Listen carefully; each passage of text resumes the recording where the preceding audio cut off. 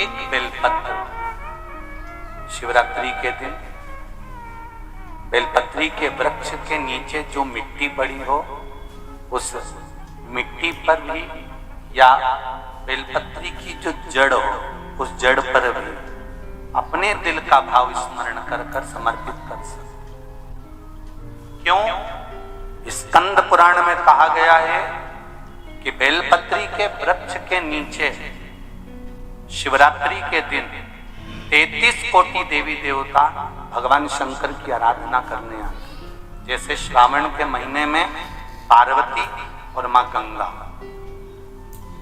ये दोनों शिव की आराधना करने के लिए आते। गंगा भी हिमालय राज की बेटी है और माता पार्वती भी हिमालय राज की बेटी। उन्होंने हिमालय राज से केवल 2 चीजें ली हैं, एक गंगा को लिया और एक पार्वती को, और दोनों को बड़ी विचित्रता में लिया।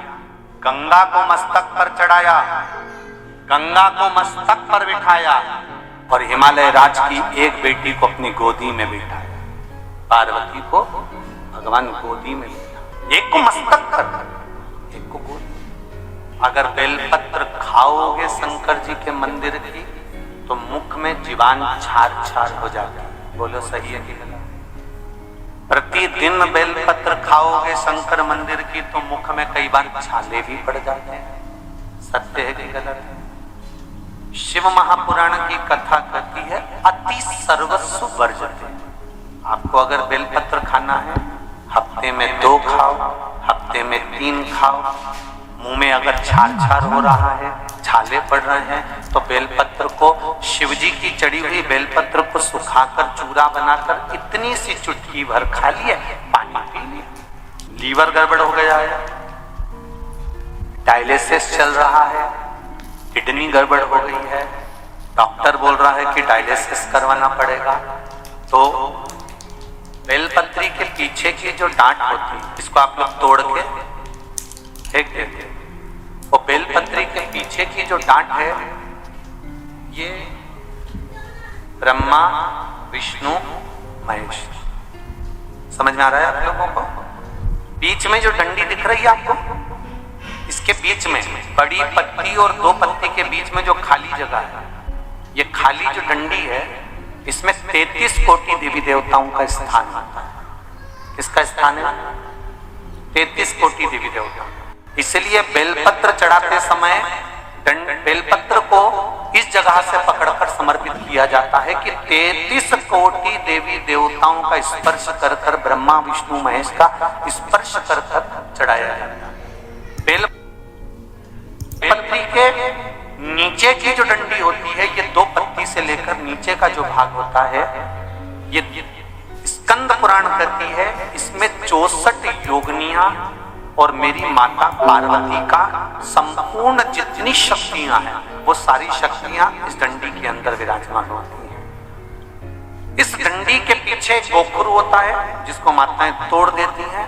वो जो टूटा हुआ गोखरू रहता है उसमें भगवान शंकर के प्रत्येक गण का भाव रहता है। शिवरात्रि का प्रसंग कहता है अपने मन की अभिलाषा रखकर तुम्हें जो चाहिए, एक काली मिर्ची और काली तिल्ली के 7 दाने, एक काली मिर्ची और काली तिल्ली के कितने दाने?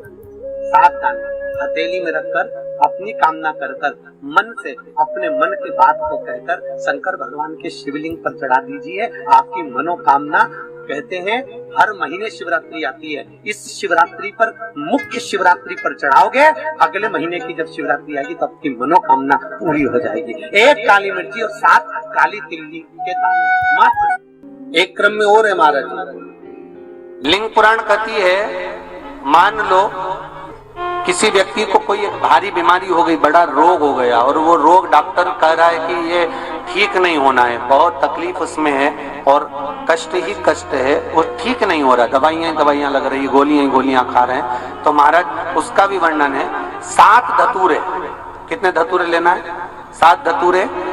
कोई सी भी शिवरात्रि से मतलब महीने में 1 बार शिवरात्रि आती है, प्रत्येक महीने आती है। किसी भी शिवरात्रि के दिन 7 धतूरे लेकर, एक धतूरे में मौली, लच्छा, नाड़ा लपेटकर, चंद्रमौली भगवान का स्मरण कर कर उस मौली को लपेटकर 6 धतूरे में हल्दी लगाकर शंकर भगवान की जो जलाधारी है, जलाधारी में आपको पहले भी वर्णन किया है,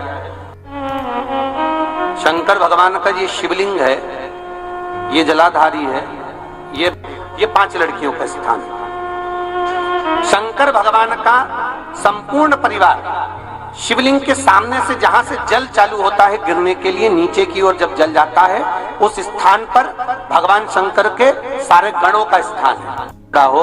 और मान लो शरीर में कहीं गांठ भी हो गई है और वो मिटी नहीं रही हो, तो महाराज निवेदन है 7 धतूरे, एक धतूरे पर मोली लपेटकर वो शंकर जी के शिवलिंग के ऊपर चढ़ाना। 6 धतूरे, उसमें से एक धतूरा भगवान श्री गणेश जी का स्थान, दूसरा धतूरा श्री कार्तिकेय जी का स्थान, तीसरा धतूरा अशोक सुंदरी का स्थान। महाराज शंकर भगवान की जगदम्बा जी के हस्त कमल के ऊपर एक धतूरा, एक धतूरा जहां से जल नीचे की ओर बहकर जा रहा हो, पानी जिस जगह से नीचे गिर रहा हो बिल्कुल वहीं पर एक धतूरा चढ़ा देना है। उस धतूरे को चढ़ाने के बाद वो धतूरा वापस लेकर आना है, अवधूतेश्वर महादेव का नाम लेकर या